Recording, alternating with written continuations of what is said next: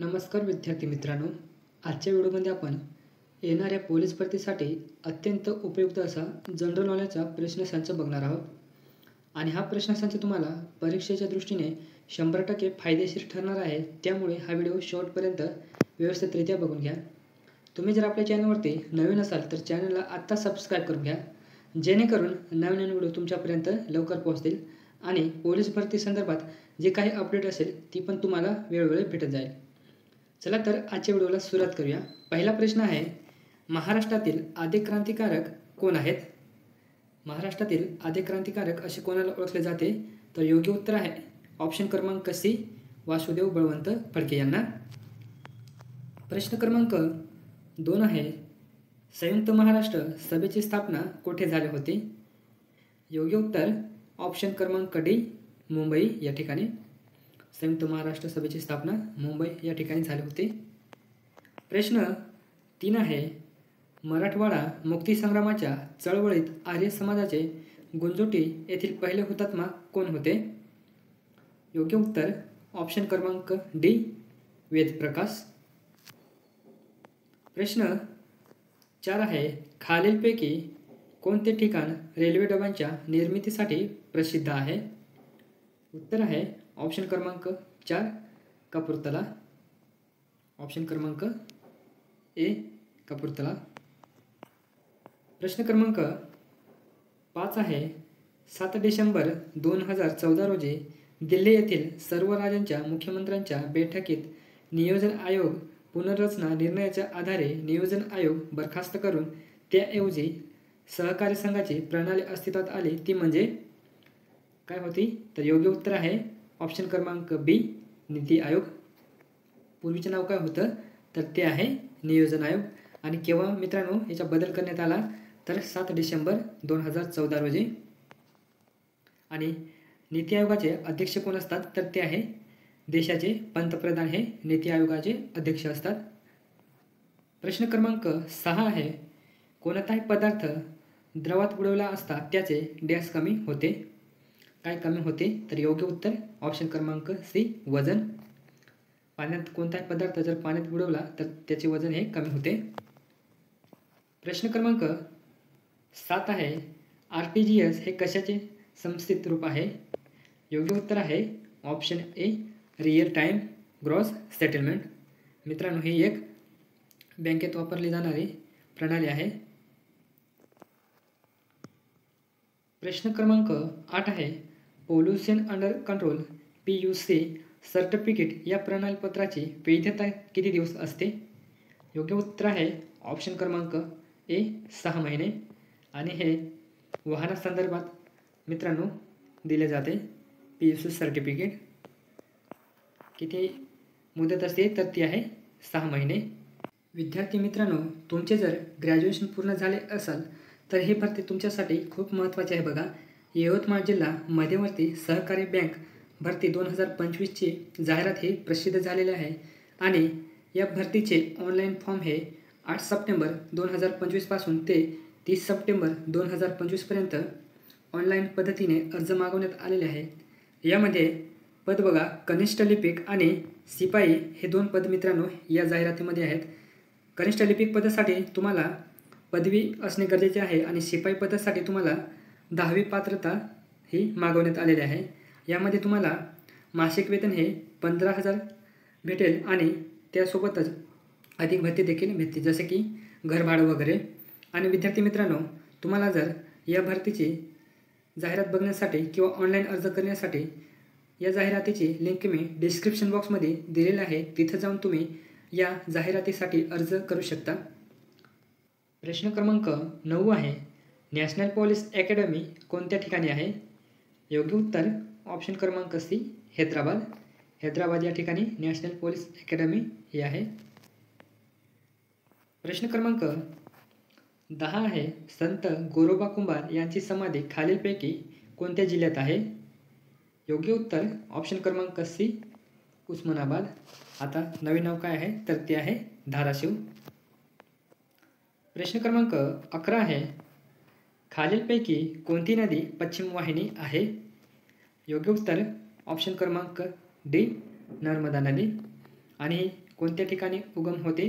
तर ती आहे अमरकंटक, जे की मध्य प्रदेश या राज्यामध्ये आहे. प्रश्न क्रमांक 12 आहे, भारतात आशियातील सर्वात मोठा सौर ऊर्जा प्रकल्प कोठे उभारण्यात आला आहे? योग्य उत्तर ऑप्शन क्रमांक बी, रेवा या ठिकाणी. प्रश्न क्रमांक 13 आहे, 52 दरवाजांचे शहर म्हणून कोणत्या शहराला ओळखले जाते? योग्य उत्तर आहे ऑप्शन क्रमांक ए, छत्रपती संभाजीनगर, जे की पूर्वीचे नाव हे औरंगाबाद असे होते. प्रश्न क्रमांक 14 आहे, विजेच्या दिव्यात खालीलपैकी कोणत्या धातूची तार वापरतात? योग्य उत्तर ऑप्शन ए, टंगस्टन या धातूचे. जो विजेचा बल्ब असतो त्यामध्ये टंगस्टन या धातूची तार वापरली जाते. प्रश्न क्रमांक 15 आहे, महाभारतातील धृतराष्ट्र या राजाच्या पत्नीचे नाव काय होते? योग्य उत्तर ऑप्शन सी, गांधारी असे. प्रश्न 16 आहे, नोबेल पुरस्कार खालीलपैकी कोणत्या विषयाकरिता दिला जातो? योग्य उत्तर आहे ऑप्शन क्रमांक डी, वरील सर्व. भौतिकशास्त्र, रसायनशास्त्र आणि साहित्यशास्त्र या तिन्ही क्षेत्रांसाठी दिला जातो. प्रश्न 17 आहे, भारतात पोलीस स्मृती दिन म्हणून कोणता दिवस पाळण्यात येतो? योग्य उत्तर ऑप्शन क्रमांक ए, 21 ऑक्टोबर या दिवशी आपण पोलीस स्मृती दिन म्हणून पाळतो. प्रश्न 18 आहे, डायबिटीज मधुमेह विकाराच्या व्यक्तीच्या रक्तातील कोणता घटक नियंत्रणात राहत नाही? योग्य उत्तर आहे ऑप्शन क्रमांक सी, शर्करा. प्रश्न क्रमांक 19 आहे, खाण्याचा सोडा म्हणजे काय? योग्य पर्याय निवडायचा आहे आपल्याला. खाण्याच्या सोड्याला काय नाव आहे? तर याचं उत्तर आहे ऑप्शन क्रमांक सी, सोडियम बायकार्बोनेट. आणि सोडियम कार्बोनेट काय आहे? तर तो आहे धुण्याचा सोडा. खाण्याचा सोडा काय आहे? तर तो आहे सोडियम बायकार्बोनेट. लक्षात राहू दे यामधला फरक. प्रश्न क्रमांक 20 आहे, दहशतवादी संबंधित गुन्ह्याचा तपास करण्यासाठी विशेषरित्या तयार करण्यात आलेले यंत्रणा कोणती आहे? योग्य उत्तर आहे ऑप्शन क्रमांक सी, NIA. ऑप्शन क्रमांक सी. प्रश्न क्रमांक 21 आहे, शेतकऱ्याचा आसूड या ग्रंथाचे लेखन कोणी केले आहे? योग्य उत्तर आहे ऑप्शन क्रमांक ए, महात्मा फुले. महात्मा फुले यांचा शेतकऱ्याचा आसूड हा ग्रंथ आहे. लक्षात राहू द्या. प्रश्न क्रमांक 22 आहे, मानवी पेशीमध्ये गुणसूत्रांच्या किती जोड्या असतात? योग्य उत्तर ऑप्शन क्रमांक बी, 23. प्रश्न क्रमांक 23 आहे, एक अश्वशक्ती म्हणजे किती वॅट? एक अश्वशक्ती म्हणजे 746 वॅट. प्रश्न क्रमांक 24 आहे, महाराष्ट्र विधानसभेची सदस्य संख्या किती आहे? योग्य उत्तर आहे ऑप्शन क्रमांक डी, 228. आणि विधान परिषदेची किती आहे ते तुम्हाला कमेंट बॉक्समध्ये सांगायचं आहे. विद्यार्थी मित्रांनो, तुम्हाला जर एखाद्या प्रश्नाचं उत्तर माहीत असेल तर ते तुम्ही कमेंट बॉक्समध्ये सांगत चला, जेणेकरून तुमचा सराव पण होत राहील. प्रश्न 25 आहे, त्र्यंबकेश्वर येथे कोणती नदी उगम पावते? उत्तर आहे ऑप्शन क्रमांक ए, गोदावरी नदी. आणि कोणत्या जिल्ह्यामध्ये? तर ते आहे नाशिक या ठिकाणी. प्रश्न क्रमांक 26 आहे, पृथ्वी स्वतःभोवती फिरते या क्रियेला काय म्हणतात? योग्य उत्तर आहे ऑप्शन क्रमांक डी, परिवलन. पृथ्वी स्वतःभोवती फिरते त्या क्रियेला परिवलन असे म्हणतात. आणि स्वतःभोवती फिरता फिरता सूर्याभोवती फिरते त्याला परिभ्रमण असे म्हणतात. लक्षात राहू द्या या दोन्हीमधला फरक. स्वतःभोवती फिरणे त्याला परिवलन आणि आपल्या स्वतःभोवती फिरते फिरता सूर्याभोवती फिरते त्याला परिभ्रमण असे म्हणतात. प्रश्न क्रमांक 27 आहे, खालीलपैकी कोणी पीपल एज्युकेशन सोसायटीची स्थापना केली होती? योग्य उत्तर option D, doctor Babasaheb Ambedkar यांनी.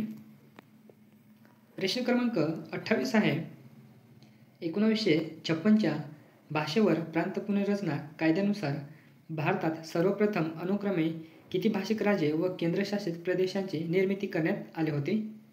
योग्य उत्तर आहे ऑप्शन क्रमांक ए आहे 14 राज्य आणि 6 केंद्रशासित प्रदेश.